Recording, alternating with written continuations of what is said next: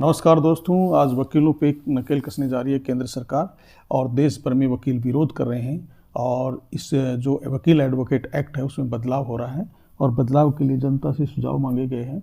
और इस सुझाव का जो ड्राफ्ट बाहर आया है उसको देख करके ही वकीलों ने मतलब एक तरह से विरोध करना शुरू कर दिया है।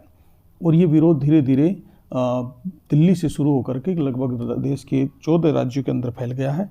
और केंद्र सरकार जो है 1961 के जो एडवोकेट एक्ट है उसमें बदलाव करने के लिए अमेंडमेंट बिल लाने की तैयारी में है।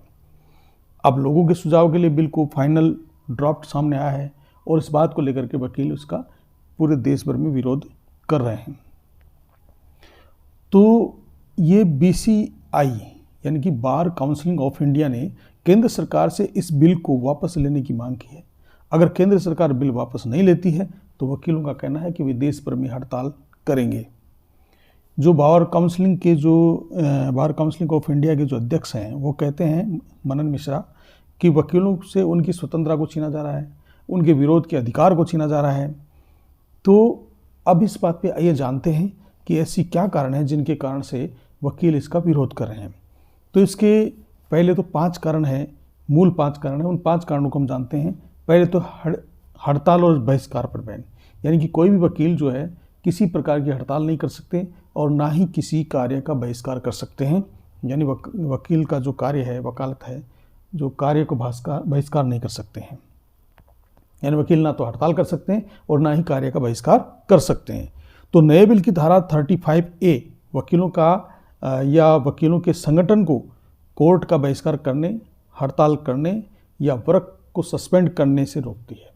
यानी कि कोई भी वकील जो है कोर्ट का बहिष्कार नहीं कर सकते या हड़ताल नहीं कर सकते या फिर कार्य को सस्पेंड नहीं कर सकते।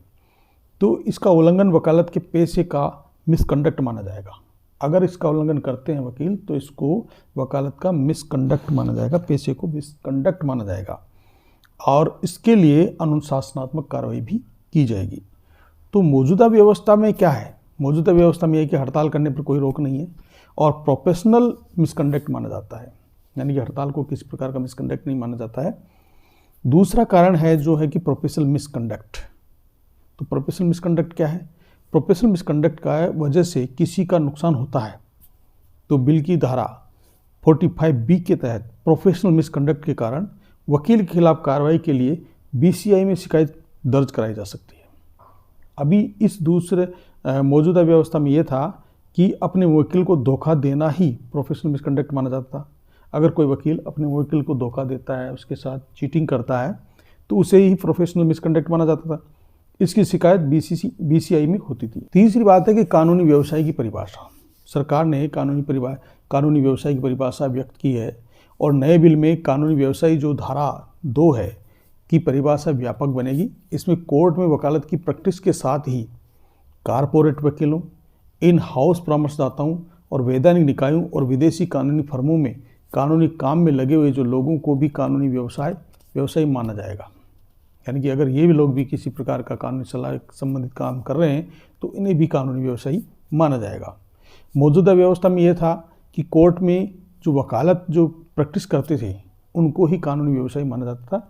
लेकिन अब अगर कोई वकील मतलब कारपोरेट वकीलों के रूप में हो, चाहे इन हाउस परामर्शदाता हो या वैधानिक निकायों में कोई कानूनी सलाह दे के काम कर रहा हो या विदेशी कानूनी फर्मों में कानूनी सलाह के रूप में काम कर रहा हो तो उसे भी हम अब कानूनी व्यवसाय माना जाएगा। मौजूदा व्यवस्था में यह है कि कोर्ट में वकालत की प्रैक्टिस करने वालों को ही कानूनी व्यवसायी माना जाता था, लेकिन अब इस तरह के लोगों को भी माना जाएगा। चौथी बात यह है कि वकीलों पर सरकारी निगरानी। अब सरकार जो है वकीलों पर अपनी निगरानी रखने जा रही है, यानी वकीलों के कार्यों की और इनके इनकम सोर्स की सभी की निगरानी सरकार रखने जा रही है। एडवोकेट एक्ट 1961 की धारा 4 में संशोधन का प्रस्ताव किया जा रहा है कि उससे केंद्र को BCI में निर्वाचित सदस्यों के साथ 3 सदस्यों को नॉमिनेट करने का अधिकार भी मिल जाएगा। यानी केंद्र सरकार भी जो बार काउंसिल ऑफ इंडिया है उसमें जो निर्वाचित सदस्य हैं उनके साथ 3 सदस्य नॉमिनेट कर सकती है और इससे केंद्र कानून के प्रावधानों को लागू करने में BCI को निर्देश भी दे सकती है। तो मौजूदा स्थिति ये थी कि BCI के सदस्य राज्य बार काउंसिल के द्वारा नहीं चुने जाते थे। नंबर 5 जो है वो क्या है कि पहले वकील जो थे एक बार काउंसलिंग के सदस्य नहीं न होकर के अनेक बार काउंसलिंग के सदस्य हो सकते थे, और एक बार एक वोट की नीति लागू करने जा रही सरकार, तो बिल में कई ऐसी नई धारा 33A जोड़ी गई है। इसके मुताबिक अदालतों, ट्रिब्यूनल और अन्य प्राधिकरणों में वकालत करने वाले सभी वकीलों को उस बार एसोसिएशन में पंजीकरण कराना होगा जहां पर वे वकालत की प्रैक्टिस करते हैं। यानी कि शहर बदलने पर वकील को लगभग 30 दिन के अंदर बार एसोसिएशन को बताना होगा। अगर कोई वकील एक से ज़्यादा बार काउंसलिंग एसोसिएशन का सदस्य है तो उसे सदस्यता से त्यागपत्र देना पड़ेगा, और वो केवल एक बार एसोसिएशन का ही सदस्य हो सकेगा, और वकील को केवल एक ही बार एसोसिएशन में मतदान करने की अनुमति होगी।